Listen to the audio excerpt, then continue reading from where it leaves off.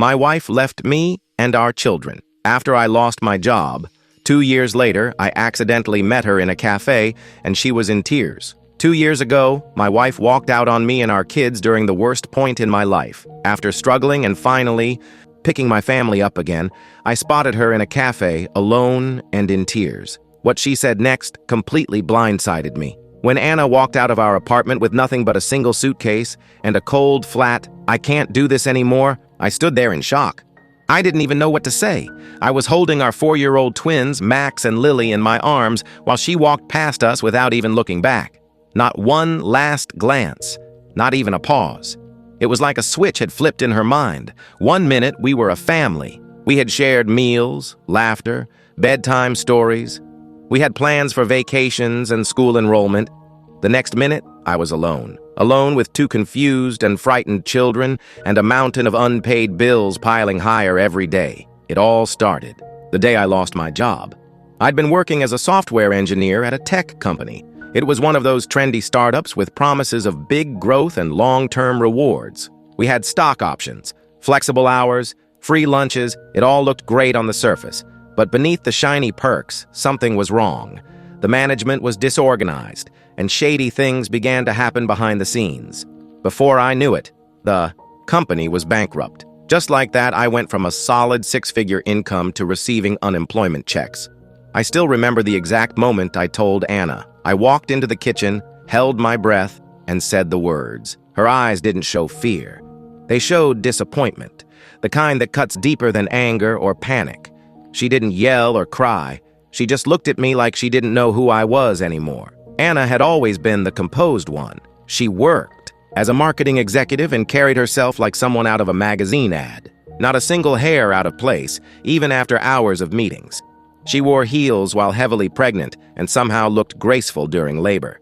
Even after giving birth to Max and Lily, she looked poised, polished, like a real-life princess.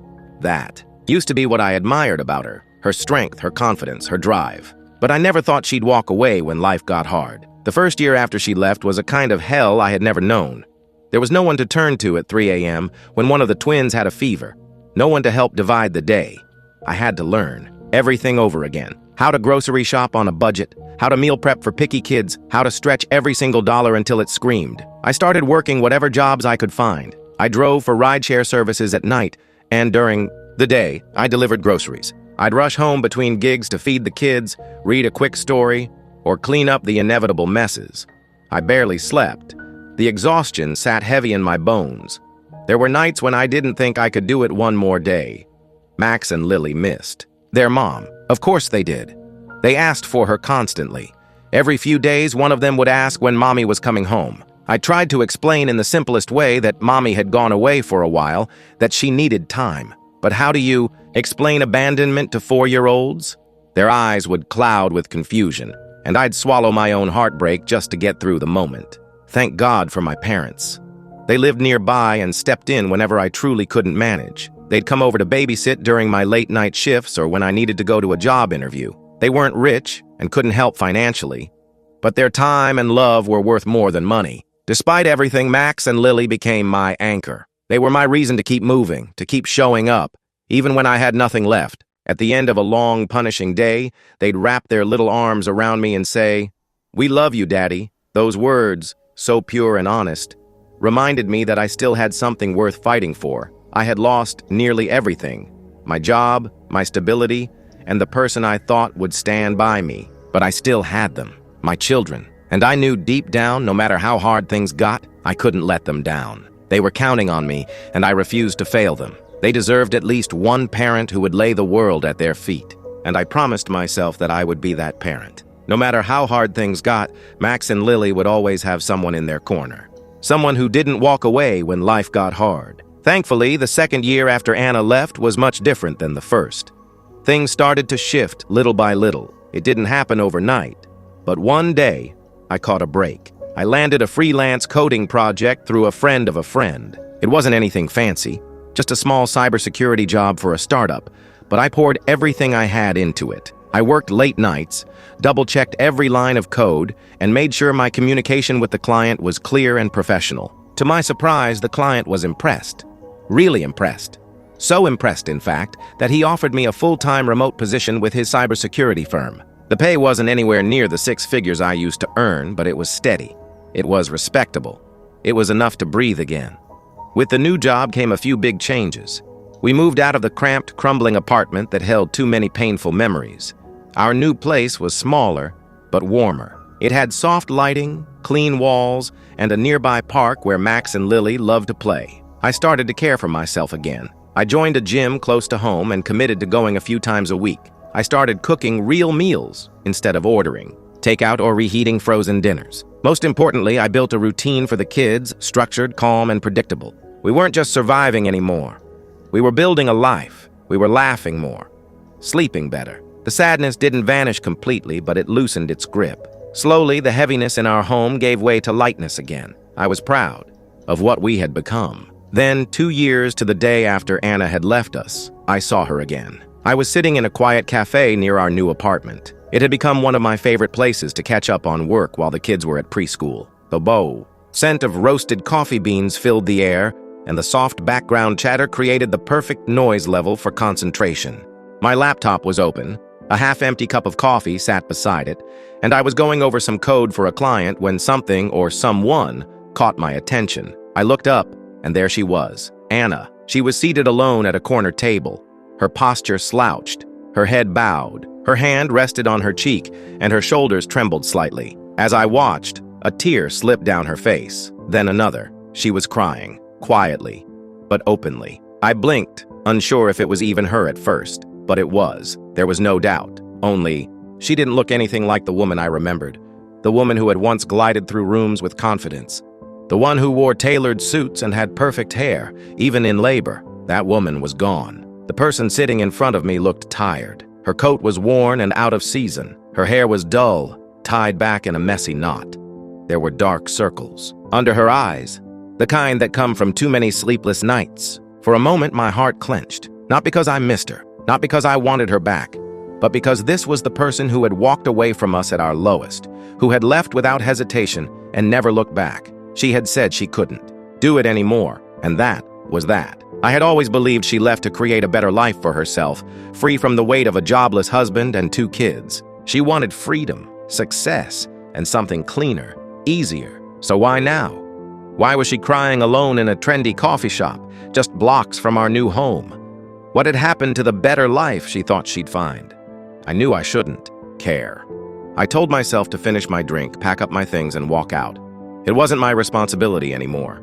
She made her choice, but I couldn't. She was still the mother of my children, no matter what had happened. And unlike her, I wasn't made of stone. She must have felt my eyes on her because suddenly she looked up. Her gaze met mine across the room. In that instant, I saw something flicker in her eyes, shock, then shame. She looked away quickly, but not fast enough. I could have stayed where I was. I could have turned back to my screen and finished my work. But before I could stop myself, I stood. My body moved before my mind caught up. I left my coffee and laptop on the table and started walking toward the woman who had once walked away and broken the home we built. "Anna," I said, my voice hoarse as I cleared my throat. Her head jerked up, startled. Her eyes darted around as if searching for a quick escape. But the cafe was small, and there was nowhere for her to go. "David," she whispered, her hands beginning to fidget on the table in front of her. I didn't expect to see you here." Her voice trembled. She looked guilty, scared. I pulled the chair out from across the table and sat down, facing her directly. "Clearly," I said, trying to keep my voice steady, "you left us. You walked out without any remorse. And now, 2 years later, I find you crying in a cafe? What's going on?" She lowered her gaze, her fingers twisting tighter and tighter until her knuckles turned white. For a long moment, she said nothing, just breathed heavily, like she was carrying the weight of her choices on her back. "I made a mistake," she finally admitted, exhaling loudly, as if saying it hurt more than she could stand. Her voice was barely above a whisper, but the words still hit me like a punch to the chest. I leaned back in my seat, crossing my arms. I didn't know what I expected to hear from her, but a mistake didn't seem like enough. "A mistake?" I repeated, not hiding the disbelief in my voice. "You think leaving your husband and kids was just a mistake?" Anna shook her head, her eyes filling with fresh tears. She looked more broken than I'd ever seen her, and yet I still remembered the strength she once had, the way she used to laugh, The way she used to hold our children like they were her whole world. I know it's not just a mistake, she said, her voice cracking. But I thought I could do better on my own. It was all too much. The bills, not knowing how we'd make it every month. My salary wasn't enough for the life we'd had, and I was scared. I know, I said quietly. I thought I could find something more fulfilling, a better job, a better future. I don't know. She trailed off, swallowing hard, her voice fading. A better man? I asked bluntly. She shook her head again, quickly, almost violently. No, it wasn't that. I can't really explain it, but leaving you was so wrong. I see that now. Everything fell apart after I left. I lost my job almost immediately.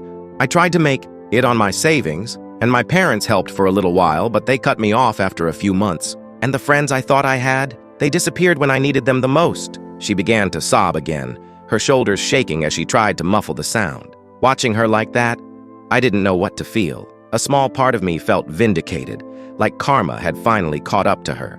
But another part of me, the part that had once loved her deeply, felt pity and hurt, because the truth was, we could have faced all of it together. The struggles, the doubt, the fear. We could have come out stronger if she had just believed in me, if she had believed in us. I miss you, she said suddenly, her voice low and choked by emotion. I want to come back. Her words hung in the air like a heavy fog. I didn't respond right away. I just stared at her, trying to read her face, to understand what she really meant. Did she miss me, or did she miss the life she threw away? Was it love or regret? Finally, I spoke, my voice calm but firm. You miss me now that you have nothing. Convenient timing, don't you think? Her expression twisted with pain. She reached across the table, her hand hovering near mine, but not quite touching. Her fingers trembled as they lingered there, unsure. David, please, she said, her voice cracking again. I know I don't deserve it, but I'll do anything to make it right. I've been living in cheap apartments, she said after a long pause, her voice low. Jumping from one temp job to the next. It hasn't been easy. I've had a lot of time to think, and now I realize what I lost. For a brief second, I felt something stir in me. Maybe sadness, maybe the ghost of the man who used to love her, but it didn't last. I slowly pulled my hand away from hers, letting the space between us stretch wider. You didn't think about Max and Lily, did you? I asked, my voice colder now. Not once in 2 years. In fact, you haven't even mentioned them since I sat down. As the words left my mouth, a wave of anger washed over me. The more I thought about it, the more disgusted I felt. She hadn't said their names, not even once. Everything she had told me so far was about her struggles, her loneliness, her regrets. Anna flinched, as if I'd slapped her across the face. I thought about them too, she whispered, not meeting my eyes. I was ashamed. I didn't know how to come back. I shook my head slowly. There was no justification. She had walked away, not just from me, but from the 2 children who had needed her most. You made your choice, Anna, I said, and we've built a life without you. A good one. The kids are happy. I'm happy. Tears were streaming down her cheeks now. Her voice turned desperate. I'll do anything, she repeated, leaning forward as if reaching toward a door that was already closed. Please, David, just give me a chance. But I had heard enough. I stood up, turning my back to her. No, I said. You made this decision. And even now, after everything you've gone through, I don't see real reflection. You're still thinking about yourself. My kids need someone who puts them first. You didn't, and I won't risk letting them down again. Without looking back, I walked away. I returned to my table, grabbed my laptop, and headed for the door. The bell above it jingled sharply as I pushed it open, a final punctuation mark to the end of our conversation. Behind me, Anna's quiet sobs echoed through the café. But I didn't stop. That evening, at dinner, I was reminded of what truly mattered. Max was animatedly telling a story about a worm he had found during recess at school, waving his fork in the air as he spoke. Lily sat beside him, carefully coloring on a piece of paper. When she finished, she held it up with a proud smile on her face. Daddy, look, she said. It's us at the park. I took the drawing from her small hands. Crayon figures stood beneath a bright yellow sun. There we were, me, Max, Lily, all holding hands, happy, together. It's perfect, sweetheart, I said, smiling. In moments like that, I marveled at how much Max and Lily truly meant to me. They were my world, and Anna had given all of this up. She walked away from this love, this warmth, and ended up with nothing. It wasn't something I could ever understand. But later that night, after tucking them into bed and sitting alone in my room, I found myself thinking about her again. I thought about what it would mean for Max and Lily if their mother were to come back into their lives. Part of me knew that someday, having her around, if she had truly changed, could be good for them. Still, I wasn't ready to make that choice. Not yet. Maybe, if she reached out again, this time with real concern for the kids, with real change behind her words, I might let her see them. But only then. Only if I saw something honest and lasting in her. Because for now, my job was to protect them. People often say kids are too young to understand what's going on around them. But I've learned that's not true. Max and Lily noticed everything. They may not have had the words for it, but they felt every shift, every absence. And yet, they were still so resilient, so full of laughter and light, as long as they knew someone would always be there. I saw it in their hugs, in their stories, in their easy affection. That's what kept me going. That's why for now our chapter with Anna was closed. But life has a way of surprising us. I didn't know what the future held. Maybe someday things would shift again. Maybe not. All I knew was that my focus had to remain on giving Max and Lily the secure, loving home they deserved. And so I waited, without bitterness, without hope, just with quiet strength for whatever came next.